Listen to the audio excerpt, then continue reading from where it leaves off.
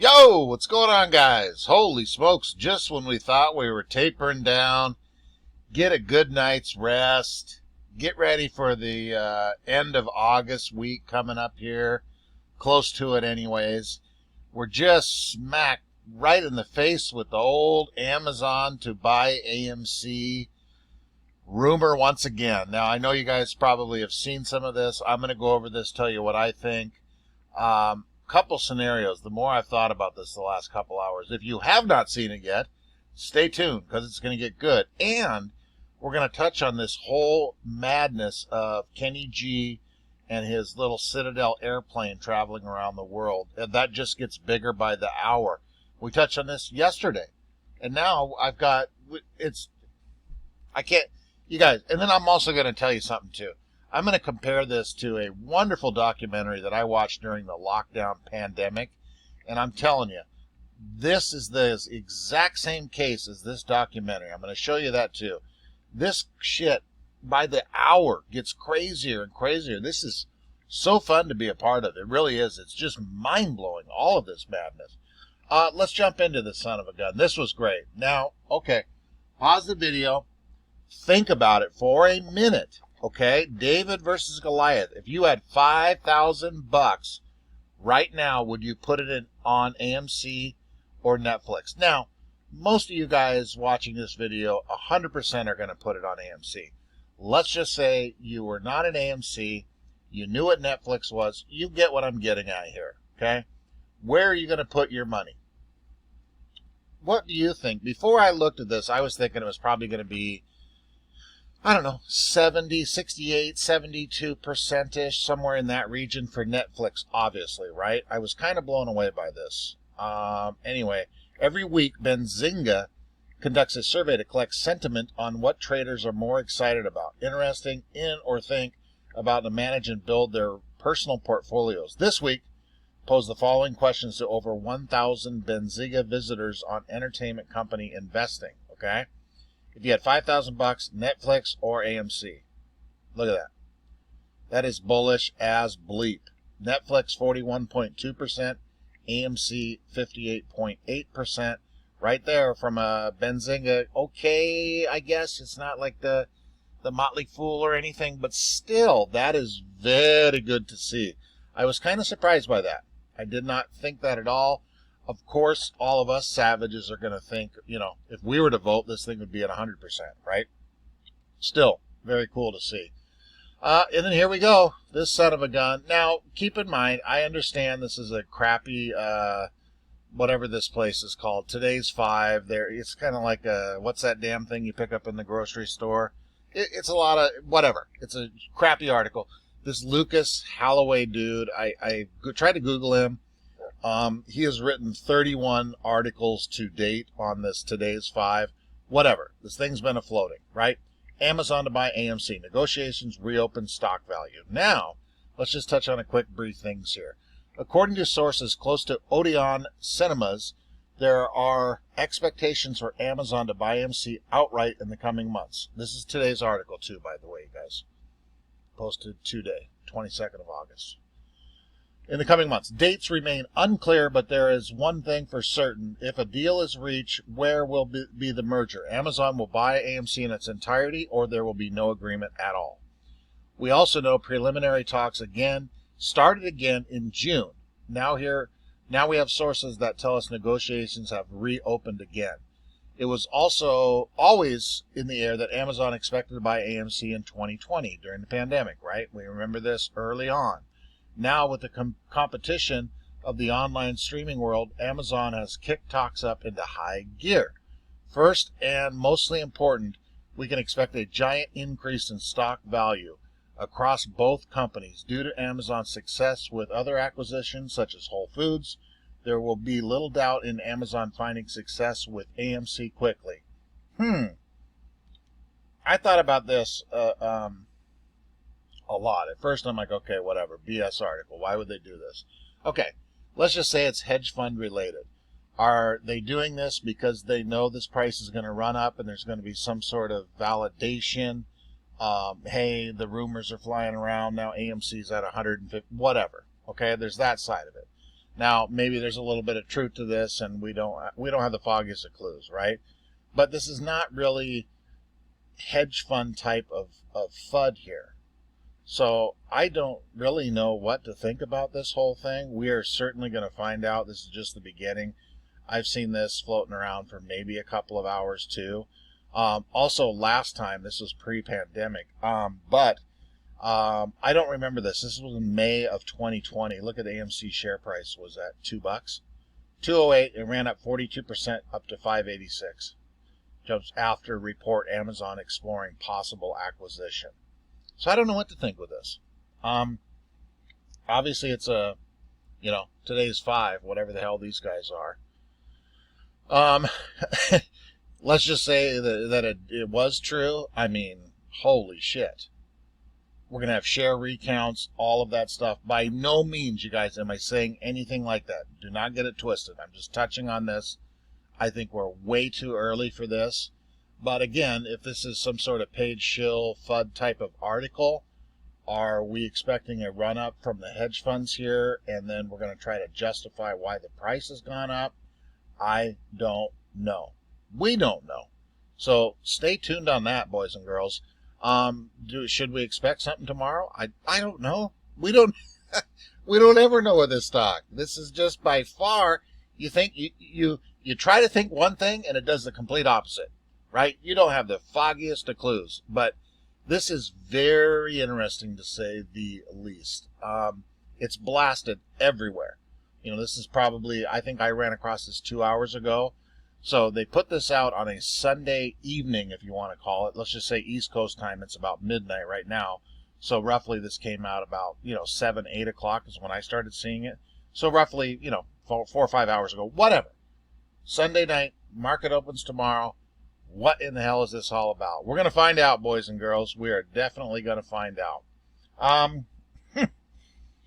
Oh my gosh, it just gets crazier. Shout out to the boys over here on Superstock. Yeet, yeet, bring heat, for putting this fine article together. We are tracking this plane. These guys are. We are. The Ape family. And then look at this last night. After I did my video, we touched on this briefly, but this plane is the, whatever the hell word that is, airport right now. The same place Ken Griffin is currently at. It is registered in the Cayman Islands, but the owner is unknown. Tail number VPCBA. Just trying to see if there's any connection. Might be nothing, but what it's worth a shot. Update. I just found out the plane only arrived 2 hours ago from Portugal. This is around the same time Ken also arrived and departed from Paris. So the name of this plane, where did I see that at? The name of this plane, wherever the name of it is, it's somewhere in here, you guys. Long story short, it's Arabic for Citadel. Jesus. I mean, we are... So a little bit about this article. VPCBA is a jet registered in the Cayman Islands as both a Bombardier 6000 and Boeing 737.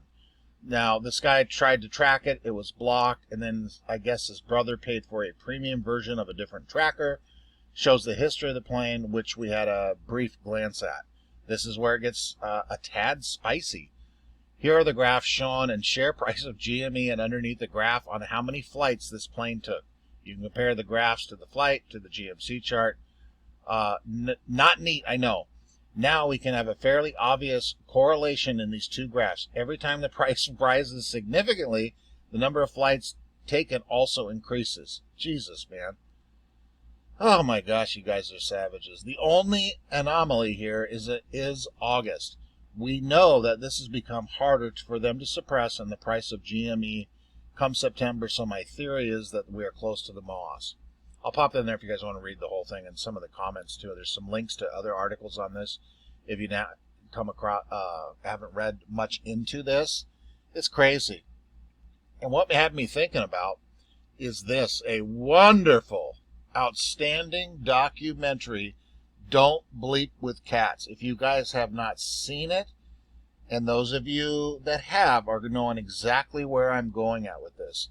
These fine folks, not knowing each other from Adam across the whole damn planet, I don't want to give the whole thing away, came together and basically solved beyond a needle in the haystack internet killer. Okay, that's all I'm going to say about the thing. You guys have seen it. You know exactly what I'm talking about. This whole thing is so reminding me in a different type of a case, obviously, right? We're not dealing with serial killers, but the whole entire planet coming together and finding this type of craziness.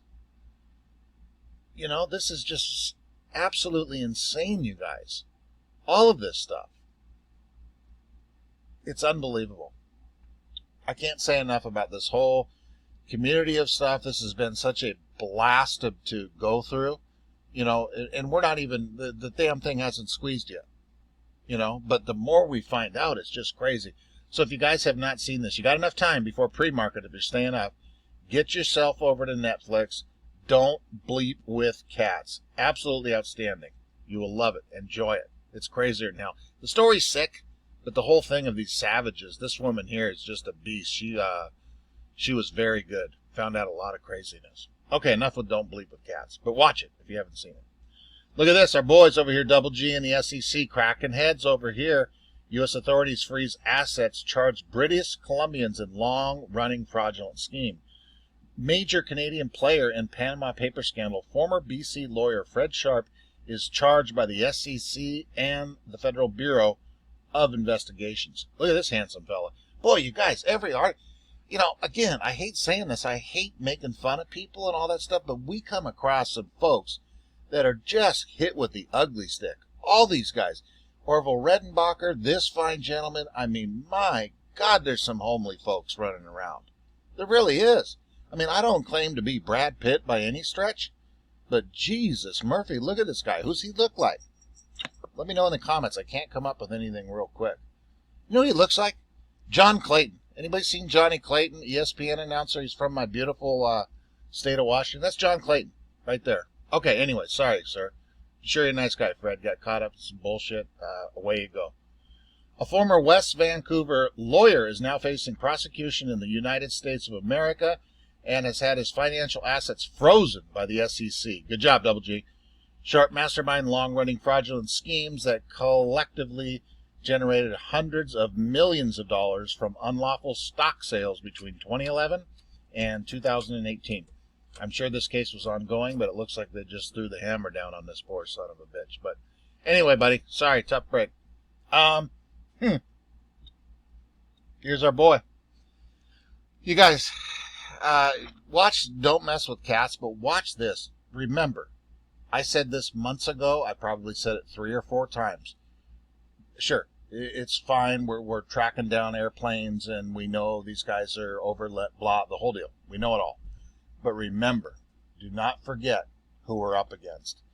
Do yourself a favor and watch this. It's 1 hour and 4 minutes. It's Kenny G giving basically a speech, talking about a lot of stuff. But this guy is, I don't even know what to put him as far as smarts goes. What he did from his college dorm room all the way until today. If it is true that he's about to fold up shop, our speculations are correct, this dude is not going to go down swinging. He's not going to let 30 years where he started in his damn dorm room putting cables out windows to get stock tickers, is going to let this massive empire that he's built go down. He'll go down. He'll burn that son of a bitch down with him in it. So pretty interesting. Very, very intelligent man this guy is. And this hour and 4 minutes is actually very good. You throw the whole Kenny G thing aside. Very smart dude. So remember who we're up against. Okay, boys and girls, let's see what happens with this madness here. I'm excited to see with this AMC, Amazon, blah, blah, blah. That's it. Let me know in the comments who you think this dude looks like over here. I'm going to say John Clayton. Okay, guys, get some rest. We got week firing up here. Go AMC.